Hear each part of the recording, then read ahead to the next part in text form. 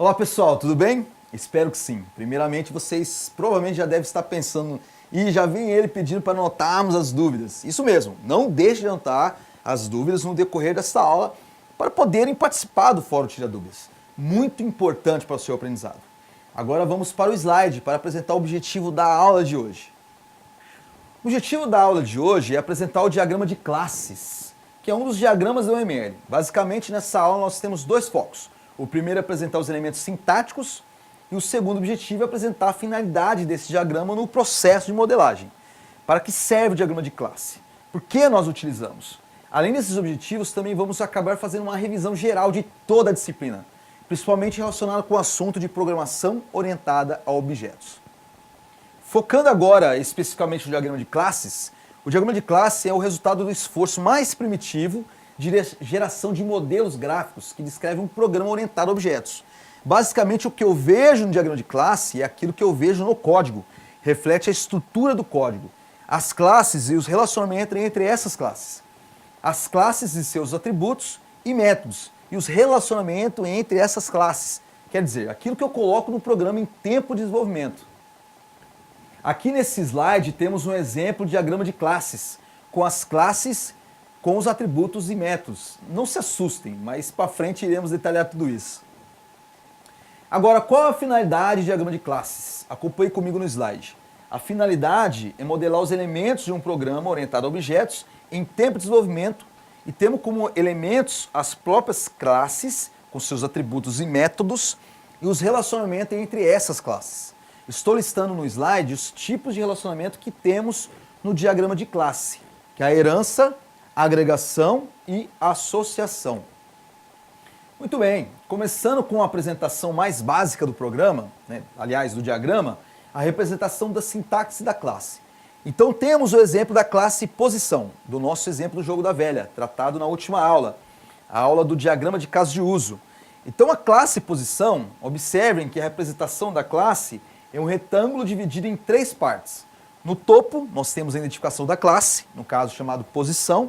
Na divisão do meio, nós temos o conjunto de atributos, nesse caso apenas um atributo. E na divisão de baixo, o conjunto de métodos. A UML admite, na verdade, a representação da classe com apenas um retângulo, com o nome da classe, nada mais.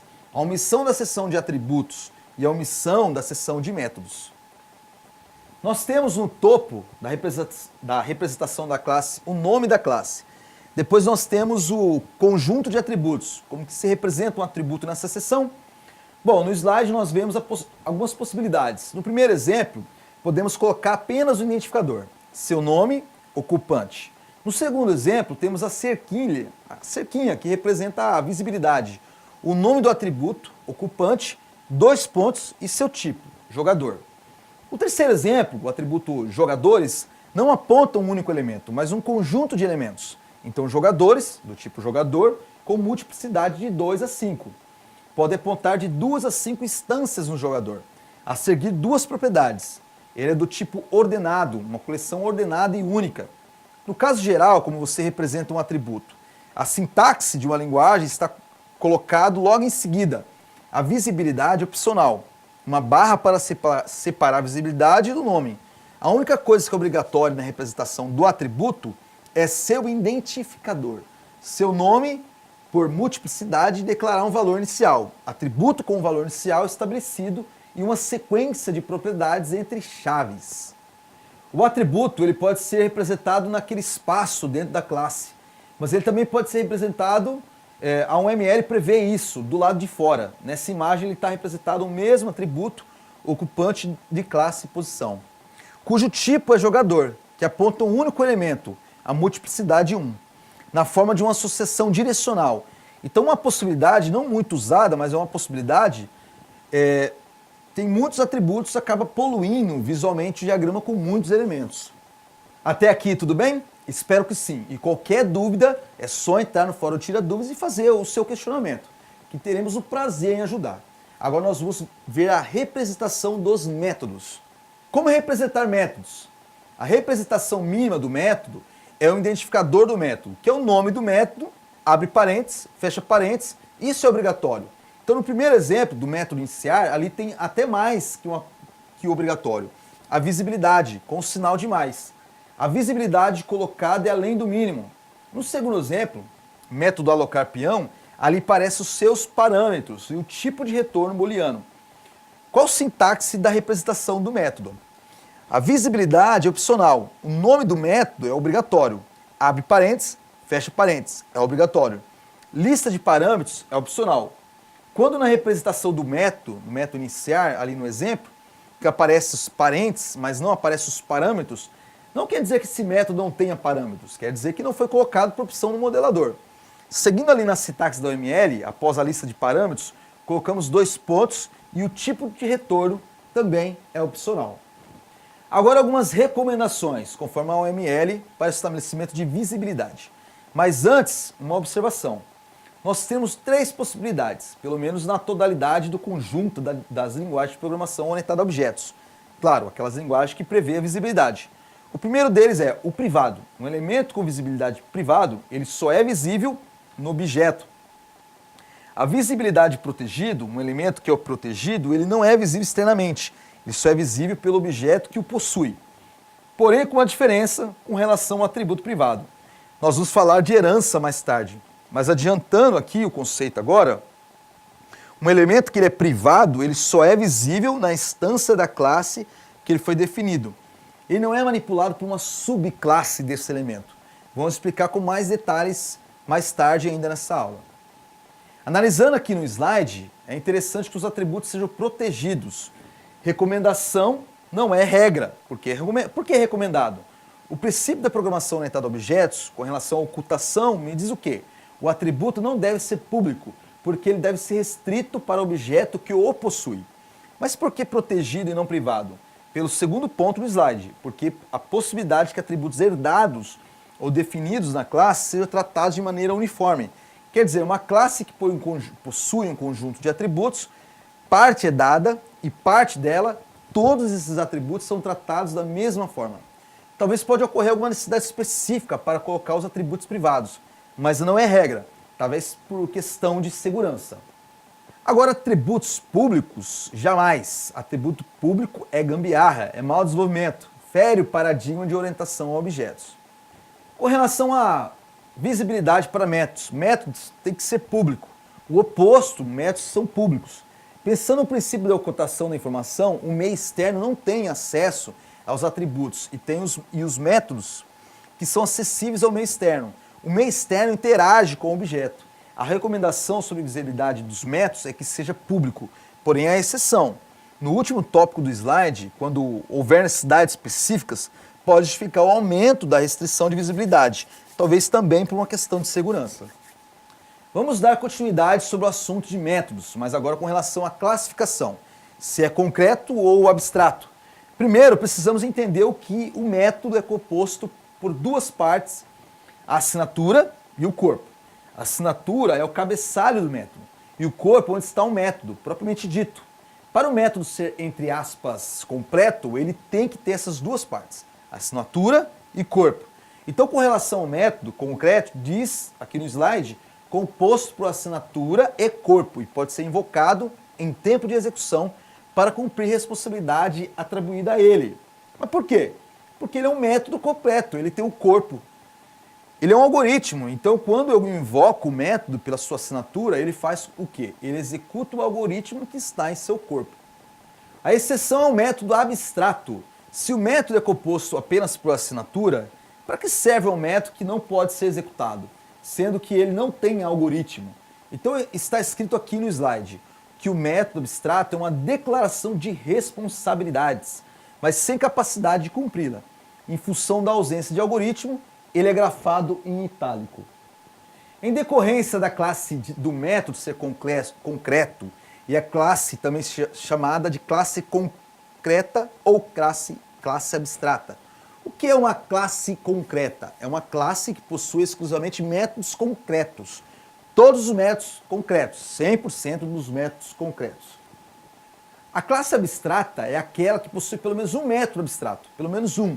Então, se eu tiver 20 métodos, 19 são concretos e um abstrato, a classe é considerada abstrata. Uma confusão que às vezes acontece é que as pessoas acham que para uma classe abstrata, 100% de todos os métodos devem ser abstratos. Tá errado. Até pode, mas a regra é de pelo menos 1 metro abstrato, a classe é abstrata. Em decorrência da classe ser abstrata, o identificador da classe também fica grafado em itálico. Acompanhe comigo no slide. O segundo ponto, nem todas as responsabilidades da classe são materializadas em capacidades. Significa que nem todos os métodos possuem algoritmo definido em decorrência disso. Em decorrência disso, a classe abstrata não pode gerar instâncias em tempo de execução. Eu não posso instanciar uma classe abstrata. Apresentado a classe com seus atributos e métodos, e também a representação e a classificação deles, agora passemos para o relacionamento entre classes. O primeiro relacionamento entre classes é o relacionamento chamado herança. O relacionamento herança está exemplificado nessa imagem com duas classes, a classe estudante e a classe estudante de graduação. O símbolo da herança é uma linha com um triângulo na ponta, onde um dos vértices do triângulo toca uma classe, que é a chamada superclasse. Onde o vértice do triângulo toca é chamado de superclasse e a outra chamada subclasse. Então a herança envolve duas classes, uma chamada superclasse e a outra subclasse. O que significa isso? Primeiro ponto, a herança é um relacionamento de especialização entre duas classes. Uma delas corresponde ao conceito mais genérico e a outra um conceito mais específico. A superclasse, um conceito mais genérico. No exemplo, a classe estudante e a subclasse um conceito mais específico, a classe estudante de graduação.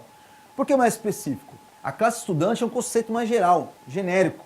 Então você tem o estudante do curso de graduação, do curso de ensino médio, do curso de pós-graduação. Então o conceito de estudante é muito mais geral e admite uma série de multiespecificidades, como no nosso exemplo, estudante de graduação. Há um conceito de herança que descreve sempre essa especialização, a ideia do conceito mais genérico. A herança ela tem um relacionamento, ela tem uma frase característica de teste. Se temos dúvida com relação à herança, nós usamos essa frase como um teste. Subclasse é uma espécie de superclasse. Então, no primeiro exemplo da imagem, colocando essa frase, nós colocamos o quê? Estudante de graduação é uma espécie de estudante. Estudante de pós-graduação também é uma espécie de estudante. Então, se essa frase faz sentido, o relacionamento de herança se justifica. Se a frase não faz sentido, o relacionamento de herança seria inadequada. Por exemplo, na última linha do slide. Cachorro é uma espécie de gato. Óbvio que cachorro não é uma espécie de gato. Então, se nós disséssemos uma classe chamada cachorro e a outra chamada gato, e se tentássemos relacionar essas duas classes, nós veríamos que não faz sentido. Então, se a frase característica faz sentido, a herança se justifica. Outro ponto importante do conceito de herança, a herança é unidirecional, papéis diferentes. No exemplo apresentado no slide, estudante de graduação é uma espécie de estudante. Sim, uma frase característica, faz sentido. Mas estudante não é uma espécie de estudante de graduação. Então, invertendo as classes não faz sentido. Semântica da herança. Semântica é significado.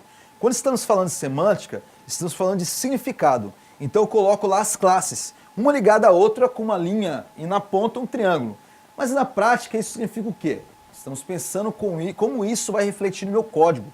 Que efeito isso vai acontecer no meu código? Analise comigo no slide os atributos e métodos da superclasse. São herdados pela subclasse. A palavra herança basicamente tem dois significados. Uma questão de herdar algum bem, um pai morre e deixa seus bens para os filhos, então os filhos herdam a herança, e o outro significado é da genética, que os filhos herdam características dos pais.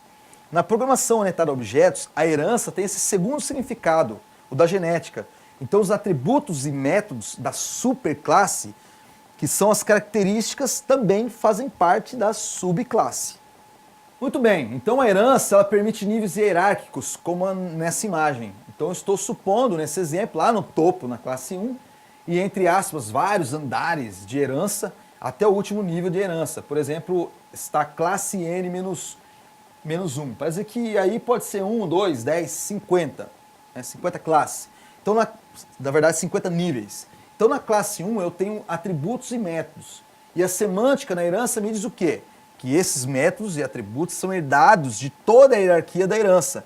Todas as classes da hierarquia da herança, elas possuem esses métodos. e atributos porque são herdados. Relembrando então o conceito de herança. A herança sempre envolve entre duas classes. Envolve sempre duas classes, não 3 ou 4. Se envolve duas, por que nessa classe estou vendo 4 imagens nesse slide? Não é um relacionamento de herança envolvendo 4 classes? Não, não é. O que estou vendo nessa imagem são 3 relacionamentos de herança envolvendo sempre apenas 2 classes.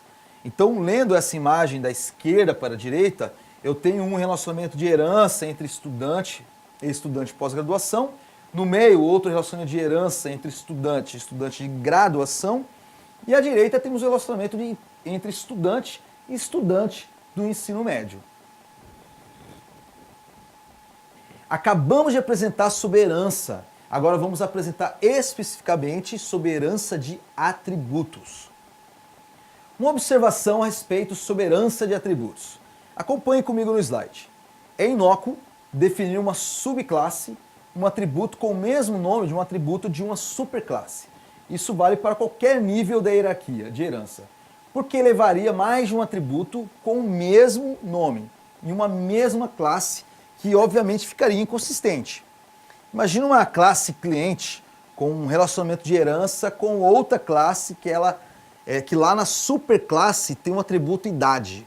Então na classe cliente eu crio novamente o atributo idade. Não faz sentido a mesma classe ter 2 atributos com o mesmo nome. Conceitualmente são inconsistentes. Uma inconsistência que deveria ser tratada a nível de código, como um erro de compilação.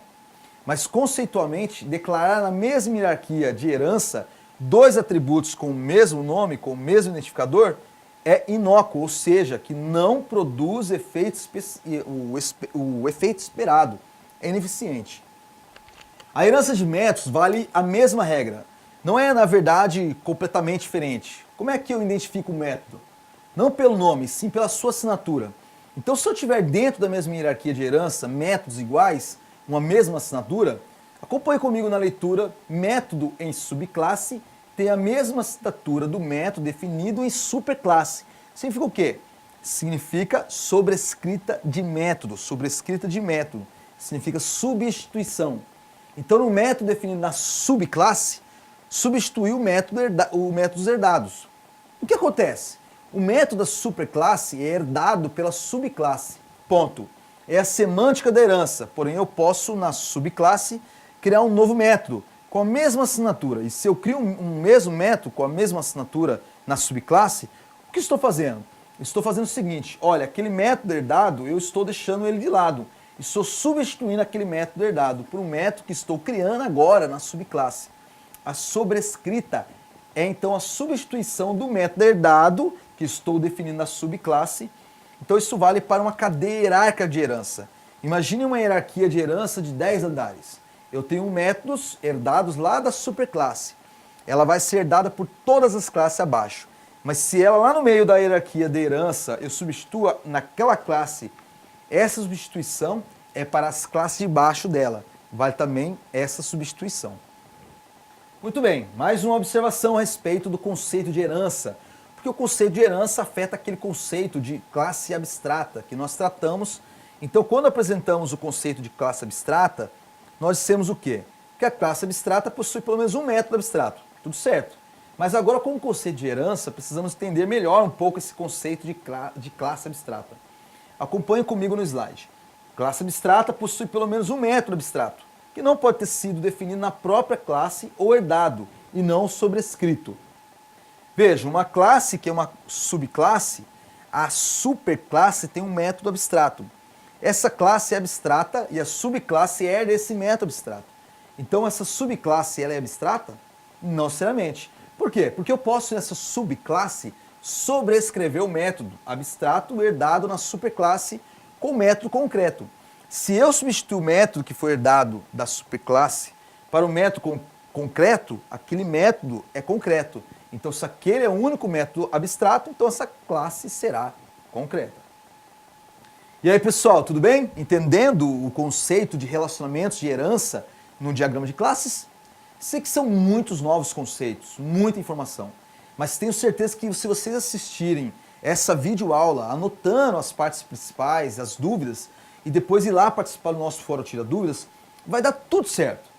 Vamos agora compreender esses conceitos que são extremamente importantes para o nosso curso. Agora nós vamos aprender os demais relacionamentos entre classes. Começando pelos relacionamentos de agregação e composição. A imagem no exemplo tem duas classes, a classe tabuleiro e a classe posição. Há um relacionamento de composição. O símbolo de relacionamento de agregação e composição é muito parecido. A diferença aqui na composição, o retângulo parece todo preenchido, todo preto. No caso, o losango do relacionamento de agregação aparece só o contorno. Os dois relacionamentos eu estou apresentando juntos, pois eles têm uma semântica, um significado muito parecidos. Podemos dizer que o objeto possui o outro. Nesse exemplo colocado na imagem tabuleiro, tabuleiro agrega posição com a multiplicidade 9. Estamos falando do jogo da velha. Um tabuleiro, jogo da velha, ele possui 9 posições. 9 posições fazem parte do tabuleiro do jogo da velha. Acompanhe comigo no slide. A agregação e o relacionamento entre duas classes que estabelece que uma instância de uma agrupa uma ou mais instâncias da outra. Agrupar, agregar, possuir. O relacionamento de agregação é também chamado todo-parte. E a diferença entre relacionamento de agregação e relacionamento de composição, o relacionamento chamado composição é um pouco mais, podemos dizer, complexo, a sua semântica. O relacionamento de agregação, o que estou aqui colocado, que está aqui colocado no slide, a agregação é um relacionamento entre duas classes que estabelece uma instância de um, agrupa ou mais instâncias da outra. Bom, e o relacionamento de composição, chamado também na literatura de agregação forte? Essa ideia de agregação fraca, que seria do relacionamento de agregação, e agregação forte do relacionamento de composição, é um vínculo mais forte do que do agregação. Diz o slide, composição é um tipo de relação de agregação com restrições na ligação entre parte e agregado. O agregado é o todo. Quais são essas restrições? A primeira restrição é uma instância da parte é agregada por uma única instância do agregado. Não compartilhamento da parte. Por exemplo, eu posso dizer que um carro agrega 4 rodas. Há a possibilidade de uma roda ser compartilhada por 2 carros? Não, não pode haver compartilhamento. Pensemos em 2 tabuleiros do jogo da velha. Será que uma posição do jogo da velha pode ser compartilhado por outro tabuleiro? Não, não pode. A posição pertence a um único tabuleiro e ponto. Então não há compartilhamento. Vamos pensar outro conceito que vou usar aqui a pouco. Um empregado de uma empresa, ele pode fazer parte de 2 equipes de projeto? Pode. Então nesse exemplo não seria composição, pois para ser composição não pode ter compartilhamento. Segundo requisito, acompanhe comigo aqui no slide. A existência de uma parte depende da existência do agregado. Dizendo em outras palavras, só faz sentido a parte existir se existir o agregado. O que estou dizendo é que a instanciação do agregado procede à instanciação da parte e a destruição do agregado. Implica na destruição da parte. Pensemos um exemplo, tabuleiro e posição do tabuleiro. Que o exemplo que eu usei na imagem inicial, inclusive usei como uma composição. Por que uma composição? Porque satisfaz os 2 requisitos. Uma posição do tabuleiro ela é compartilhada por outros tabuleiros. Não, não é compartilhável. Ponto. Passou no primeiro teste. Segundo teste, a existência da parte depende da existência do agregado. Faz sentido eu instanciar uma posição sem antes ter instanciado um tabuleiro? Não, instanciar uma posição solta não serve para nada. É se eu destruir o tabuleiro. Faz sentido preservar as posições? Não, não faz sentido. Muito bem, veja, nós temos 3 classes dessa empresa. Né? A classe empresa, classe equipe do projeto e empregado. Eu estou dizendo o que nesse diagrama? Estou dizendo que a relação entre a classe empresa e a equipe do projeto é de composição. Empresa possui uma ou mais equipes do projeto. Possui como relacionamento de agregação ou composição. Estou dizendo que a composição, estou dizendo que é exclusividade. Uma equipe de projeto é agregado. Faz a parte de apenas uma empresa. Não pode ser compartilhada por mais de uma empresa. E na destruição do objeto empresa, também destrua o objeto equipe do projeto. Não faz sentido preservar o objeto equipe do projeto se o objeto empresa for destruído. A classe empregado, a classe de baixo, o relacionamento empresa à esquerda e a classe empregado, direita abaixo, também é de composição. Estou dizendo, nesse caso, notem, uma restrição. O empregado está apenas relacionado a uma empresa. Estou restringindo, dedicação exclusiva. Estou dizendo que o empregado não pode trabalhar para duas empresas. Para que a composição que está colocando se justifique, vale essa regra. O empregado está ligado a apenas uma empresa, não pode ser partilhado por mais de uma empresa. E na destruição do objeto empresa também será destruído o objeto empregado. Obviamente, entendo, não vou matar as pessoas, estou falando de software. O registro do empregado na base de dados, então não faz sentido a preservação do objeto empregado se o objeto empresa for destruído. Se a ligação entre a empresa e os outros dois elementos, a equipe do projeto e empregados, satisfazem esse requisito da agregação forte, da composição, então é uma composição. E como está no slide colocado, a leitura é essa. É a ligação entre as duas classes da direita, a classe equipe de empregado e o empregador. Ali não está uma composição, está apenas uma agregação. O que estou dizendo com isso? Estou dizendo que o empregado pode fazer parte de mais de uma equipe de projeto, compartilhável. Por mais de uma equipe de projeto, e se eu destruir uma equipe de projeto, eu não devo destruir o empregado. Ele é preservado como empregado da empresa e pode fazer parte de outras equipes de projeto. Então o vínculo entre equipe de projeto e empregado não passa em nenhum dos dois requisitos da composição, nem a exclusividade e nem da parte de ser dependente da existência do agregado. Agora nós vamos entender o relacionamento de associação, representado na imagem entre as duas classes, tabuleiro e jogador. Na sua representação mais simples, é apenas uma linha, com multiplicidade nas duas pontas. Quando ele não aparece nada, ele também vale para composição e agregação. Nesse caso, estou dizendo o quê? Uma associação entre tabuleiro e jogador. Eu estou dizendo que o tabuleiro está associado a dois jogadores. E um jogador está associado exatamente a um tabuleiro. Eu leio a multiplicidade do outro lado. Obviamente estou falando do jogo da velha, um tabuleiro e dois jogadores. Agora, qual a semântica da associação? O conceito de superclasse e especializada pela subclasse. Na agregação e composição, a ideia do todo parte. Parte possuída pelo todo e na associação, na verdade, a interpretação há uma espécie de ligação entre as duas classes que aparece na imagem. Qual é exatamente a semântica disso? A grande gama de possibilidades. Então, um relacionamento de associação, semanticamente falando, é aquele que tem a semântica assim mais imprecisa. A gente pode pensar assim, olha, então eu tenho um vínculo entre duas classes, não é herança, não é agregação, não é composição, por eliminação é associação. Então não há herança, não há agregação, não é composição, então é associação. Apresentando mais formalmente, acompanhe comigo no slide. Associação é quando há um reconhecimento de um relacionamento entre classes, que não pode ser caracterizado como herança e nem como agregação ou composição. Pode ser unidirecional ou bidirecional.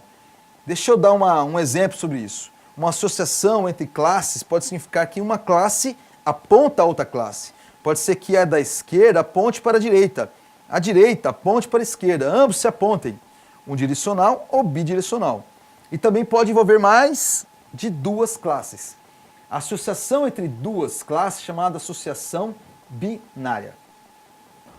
Muito bem. O que nós apresentamos de associação até agora é um relacionamento entre classes. Ele é um relacionamento semanticamente impreciso. Por ser um relacionamento impreciso, nós podemos recorrer a elementos sintáticos previstos no diagrama de classes, para tornar mais claro a semântica, o significado da associação que estou estabelecendo. Entre duas classes, vamos ver isso em duas possibilidades de elementos sintáticos que eu posso inserir. Vejam nesse slide, eu tenho uma classe e eu tenho uma associação envolvendo ela mesma. Uma associação entre empregado e empregado. Multiplicidade de um, a n do lado, multiplicidade de um e um no outro. Agora como eu leio isso? Um empregado pode estar associado a um ou mais empregados. E do outro lado, o empregado está associado a exatamente um empregado. O que significa isso? Muito impreciso. Então vamos usar rótulos e papéis para dizer isso com mais precisão. O mesmo exemplo, porém agora o rótulo e hierarquia. O que o rótulo diz? ele tenta me dar um significado mais preciso da associação entre classes. Então essa associação entre empregado de um lado e empregado do outro é uma associação de hierarquia. Então há uma hierarquia entre empregados. Está ficando um pouco mais claro. Além do rótulo hierarquia, eu posso relacionar papéis nas pontas da associação e eu associo ele a dois papéis. De um lado, o papel de subordinado, do outro lado, o papel de chefe, que é um lado da associação. O empregado assumiu o papel de subordinado e do outro lado da associação, o empregado assumiu o papel de chefe. Veja, então há uma associação hierárquica entre empregados, onde um deles assumiu o papel de chefe e o outro assumiu o papel de subordinado. Sendo que um subordinado, ele tem que estar associado exatamente a um chefe, e um chefe está associado a um ou mais subordinados. Bom, ficou mais claro. Então, se eu quero deixar mais claro meus relacionamentos, eu posso recorrer a esse recurso chamado de rótulo e papéis. Outro recurso interessante é a indicação de ordem de leitura. A indicação de ordem de leitura, ela cumprimenta o rótulo e papéis que vimos antes. Então aqui duas classes, a classe empregado e a classe empresa, na associação já existia um rótulo. O rótulo trabalha para. Como que interpretamos esse rótulo? Empregado trabalha para empresa ou empresa trabalha para empregado? A indicação de ordem de leitura é aquele triângulo preto que aparece no lado direito, que está apontando para a classe empresa. Ele está me dizendo que a ordem da leitura correta dessa associação é empregado, trabalha para a empresa, e não o oposto. Muito bem, associação com navegabilidade explícita. A ideia de navegabilidade explícita é a ideia de quem aponta quem. No exemplo do slide, temos a classe tabuleiro e a classe jogador, com a semântica aberta. Nós podemos pensar que, olha, existe, não olhando essa imagem, mas pensando na primeira, existe uma ligação entre tabuleiro e jogador, que pode implicar em referência, uma referência à outra, pode indicar um vínculo entre tempo de execução dinâmico. Apenas a linha entre duas classes não dá para saber exatamente o que existe, como é a navegabilidade explícita. Colocada aí, os símbolos de navegabilidade explícita é a seta e o X. Nós temos dizendo o seguinte, tabuleiro aponta jogador com aquela seta na ponta. Então eu vou encontrar uma referência explícita em algum lugar que tabuleiro está apontando jogador, por ser um atributo método, variável temporária, ou algum lugar eu vou encontrar na classe tabuleiro uma referência explícita à classe jogador. O X me diz que o jogador o jogador na ponta do tabuleiro em nenhum ponto, não uma ponta. Em nenhum lugar na classe jogador eu vou encontrar uma referência à classe tabuleiro. Aquele X me indica isso. Então, se eu não coloco essa navegabilidade explícita, eu não estou sendo explícito a quem aponta quem. Abordamos sobre relacionamento entre classes e agora nós vamos apresentar outros relacionamentos que também podem ser entre classes, mas normalmente é entre classe e algo que não é classe. A gente vai entender melhor nesses próximos slides. O primeiro desses relacionamentos é o relacionamento de realização. Acompanhe comigo no slide. A associação entre dois elementos, não entre duas classes, em que um deles especifica uma responsabilidade a ser implementada, a outra incorpora a obrigação de implementá-la. No diagrama de classe, ele é útil para, dito que no slide, ser usado para associar uma classe a uma interface. Interface aqui com relação à linguagem Java, uma declaração de um conjunto de métodos, que vamos ver em seguida no exemplo. Então a realização de associação entre dois elementos, onde um especifica responsabilidades e o outro a obrigação de implementar essas responsabilidades. O primeiro desses relacionamentos é o relacionamento de realização. Acompanhe comigo no slide. A associação entre dois elementos, não entre duas classes, em que um deles especifica uma responsabilidade a ser implementada e o outro incorpora a obrigação de implementá-la. No diagrama de classe, ele é útil para, dito aqui no slide, para ser usado para associar uma classe a uma interface. Interface aqui, com relação à linguagem Java, uma declaração de um conjunto de métodos. Nós vamos ver em seguida no exemplo. Então a realização é a associação entre dois elementos, onde um especifica a responsabilidade e o outro tem a obrigação de implementar essas responsabilidades. O próximo relacionamento é a dependência, que de certa forma complementa a realização. Acompanhe comigo. Dependência é associação entre dois elementos, que um dele é declarado como dependente daquilo que deve estar implementado ao outro, um é cliente do serviço oferecido pelo outro, usado para relacionar outros elementos além de classes. Aqui o exemplo de realização e dependência, no meio uma interface, no sentido de interface Java. Então eu tenho a interface publicador com 3 assinaturas. O que é interface no sentido de linguagem Java? É uma declaração de responsabilidades. Então eu declarando a interface publicador, eu estou declarando 3 responsabilidades, que são aquelas 3 assinaturas. Os métodos, declaração de responsabilidades. Não é classe, interface não é classe. Conceitualmente está errado. Interface é uma declaração de responsabilidades.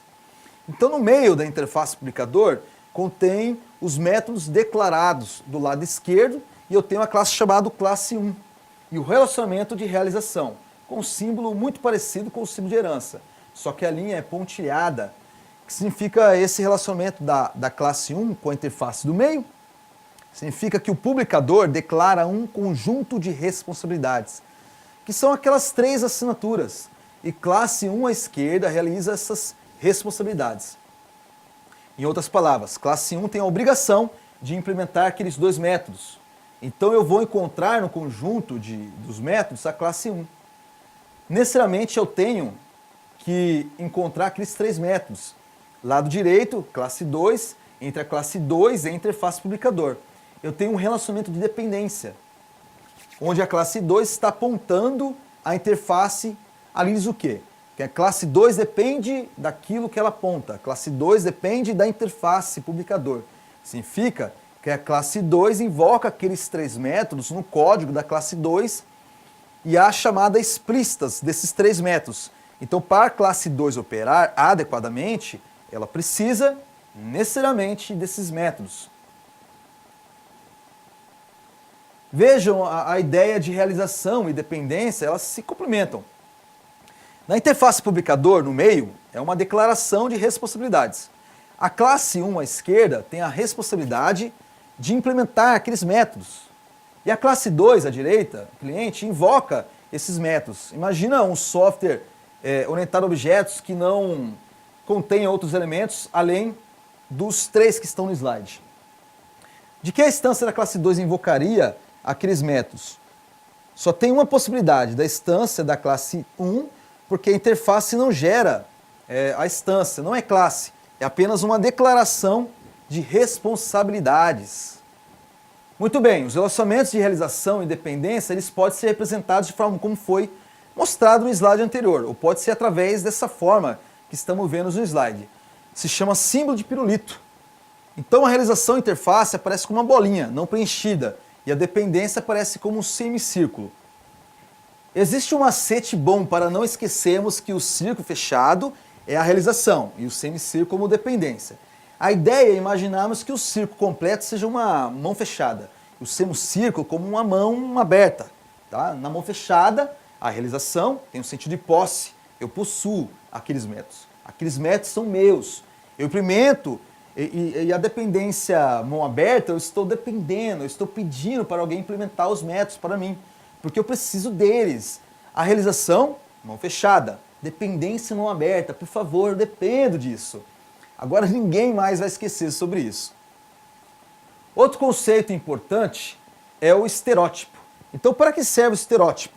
Para estender o significado do elemento de modelagem, o que é associado. Pode ser usado em classe para dividi-lo em categorias, em uma especificação. Também pode ser associado a classes, ou qualquer elemento de qualquer diagrama da UML. Vamos a um exemplo. Então, na imagem, um exemplo do diagrama de classes é os estereótipos associados às 2 classes. À esquerda, a classe JFrame, com o estereótipo, é a classe ator-jogador, com o estereótipo. Então, eu disse que o estereótipo eu posso usar para agrupar essa classe em categorias. Quando eu coloquei o JFrame nesse exemplo, qual a minha intenção? Olha, a classe JFrame é uma das categorias do Java Swing. O símbolo do estereótipo é maior, maior, menor, menor, cercando o nome dele. Então, o que o estereótipo subentende? Olha, a classe JFrame é da categoria Java Swing. Muito bem, do lado direito, a classe ator, ator-jogador, com o estereótipo ator. Olha, a classe ator-jogador pertence à categoria dos atores. Na prática, também o estereótipo serve para colocar qualquer informação que eu queira no meu diagrama de classe, ou em outros diagramas da UML, para facilitar a compreensão do mesmo. Nós utilizamos ele na última aula do diagrama de caso de uso. Com isso, nós concluímos essa aula do diagrama de classes. Apresentamos que diagrama de classe é uma modelagem gráfica mais primitiva do programa orientado a objeto, pois ele reflete a estrutura do código. O objetivo também foi conhecer os elementos sintáticos do diagrama, que são as classes e os relacionamentos. E não só os elementos sintáticos, mas os conceitos por trás desses elementos. No próximo slide, nós temos 4 perguntas. Vamos fazer similar ao exercício da aula anterior. Vocês vão dividir em 4 grupos. Cada um vai ficar responsável em discutir e responder uma pergunta. E depois vocês terão 10 minutos para explicar para toda a sala. Ok? Pessoal, realmente foi muito satisfatório estar com vocês mais esse semestre. Agradeço a todos pelas participações. Agradeço também toda a equipe aqui do estúdio, equipe tremendamente competente. E um forte abraço a todos e até a próxima.